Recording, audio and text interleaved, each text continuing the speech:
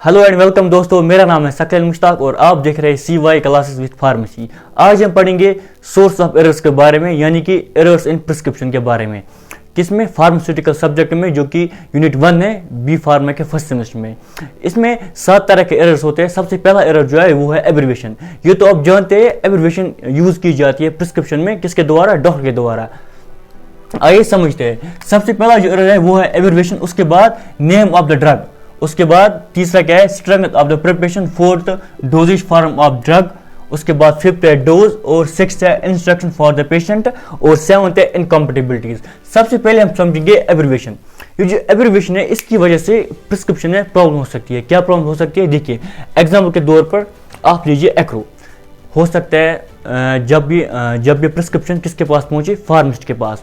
उसने देखा एक्रो, हो सकता है वो समझेगा ये एक्रोमाइसिन के लिए, लेकिन डॉक्टर ने किसके लिए लिखा होगा? एक्रोस्टेरिन के लिए। यहाँ फार्मासिस्ट ने ये समझा होगा ये एक्रोस्टेरिन के लिए, लेकिन डॉक्टर ने किसके लिए लिखा होगा? एक्रोमाइसिन के लिए। इसलिए जब ऐसी एब्रिविएशन यूज हो तो डॉक्टर को क्या चाहिए? वो ऐसी एब्रिविएशन ना लिखे, वो फुल लिखे। यहाँ पे कोई भी एब्रिविएशन, जब आप जानते हैं, जब डॉक्टर लिखता है कोई भी दवाई लिखता है, वो पहले कुछ लफ्ज लिखता है, उसके बाद ऐसे ही छोड़ देता है, ताकि आम इंसान को समझ में ना आए, सिर्फ किसके समझ में आए? फार्मासिस्ट को समझ में आए। Abbreviation presents a problem in understanding. Extreme care should taken by the pharmacist. इसलिए फार्मासिस्ट को चाहिए वो केयर करे किनका? एब्रिविएशन का, जब वो उन्हें इंटरप्रेट कर रहा हो, जब वो उन्हें समझ रहा हो। Pharmacist should not guess the meaning. इसलिए फार्मासिस्ट को चाहिए वो उन मीनिंग को गेस ना करे, उन एब्रिविएशन को गेस ना करे। वो क्या करे? वो किसी और को पूछे, किसी और फार्मासिस्ट को पूछे, या डायरेक्ट किससे कांटेक्ट करे? उस डॉक्टर से कांटेक्ट करे। और दूसरा क्या है? Name of the drug. कुछ ड्रग्स जो है उनकी प्रोनाउंसिएशन सेम होती है। जब डॉक्टर लिखता है, उसने लिखा DIG, उसके बाद ऐसे ही छोड़ता है, यहाँ DIG या कुछ भी लिखता है, यहाँ एक्रोमाइसिन या कुछ भी लिखता है, वो कुछ लफ्ज लिखता है, उसके बाद ऐसे ही छोड़ देता है, ताकि पेशेंट को समझ में ना आए, सिर्फ किसको समझ में आए? फार्मासिस्ट को। लेकिन कुछ ड्रग्स जो है उनकी प्रोनाउंसिएशन सेम होती है, यहाँ देखने में सेम होती है, जैसे डिजिटॉक्सिन या डिजॉक्सिन। ये तो मुझे भी नहीं आती। तो इनकी वजह से क्या है? इनकी वजह से प्रॉब्लम होती है। ये भी क्या बन जाते हैं? ये भी एरर बन जाते हैं। और तीसरा क्या है? Strength of the preparation. देखिए, कोई ड्रग है, वो मार्केट में बहुत सारी स्ट्रेंथ में अवेलेबल होती है, जैसे कि पैरासिटामोल। वो क्या है? वो 300 mg में अवेलेबल होती है, 500 mg में भी, यहाँ 750 नहीं 650 में भी अवेलेबल होती है। इसलिए डॉक्टर को क्या चाहिए? वो स्ट्रेंथ साथ में लिखे। 300 mg में चाहिए, यहाँ 500 mg में, यहाँ 650 mg में।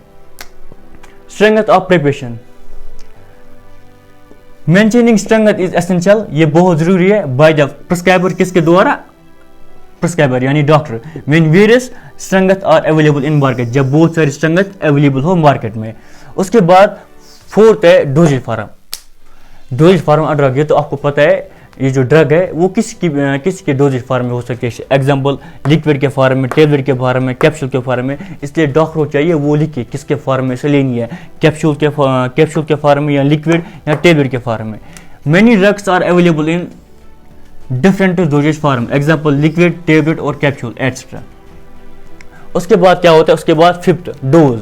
आपने पोस्टोलॉजी में पढ़ा होगा, डोज सबके लिए अलग अलग होता है।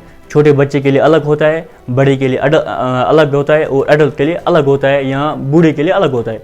इसलिए डोज को भी लिखना होता है किसमें? प्रिस्क्रिप्शन में। डॉक्टर को चाहिए वो डोज को लिखे, ये बच्चे के लिए है या बड़े के लिए है, वो लिखे उसमें।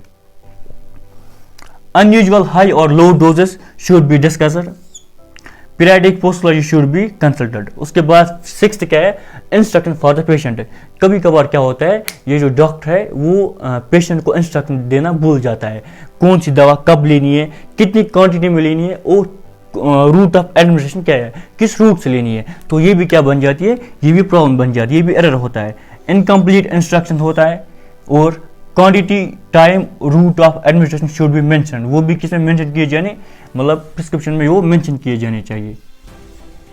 उसके बाद सिक्स्थ है इनकम्पेटिबिलिटी। देखो, जब हम दो ड्रग एक साथ लेते हैं और उनकी वजह से कोई साइड इफेक्ट होता है, जब डॉक्टर कोई ड्रग प्रिस्क्राइब कर रहा होता है तो उससे ये पता होना चाहिए, या उससे पता भी होता है, कभी कभार गलती से हो जाता है, कोई दो ड्रग लेते हैं, पेशेंट लेता है, डॉक्टर प्रिस्क्राइब करता है, तो उनकी वजह से इनकम्पेटिबिलिटी होती है, वो पेशेंट में साइड इफेक्ट क्रिएट करती है।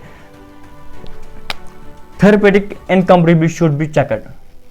इसमें क्या है, सर्टेन एग्जाम्पल तो certain antibiotic should not given with meal. ये जो एंटीबायोटिक है वो मील के साथ नहीं खानी चाहिए, क्योंकि वो डिक्रीज क्या करती है, एब्जॉर्प्शन रेट को। आई होप आपको यहाँ तक समझ आ गया होगा।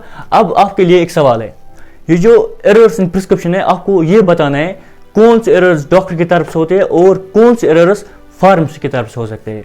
आई होप वीडियो हेल्पफुल रहा हो। Thank you very much.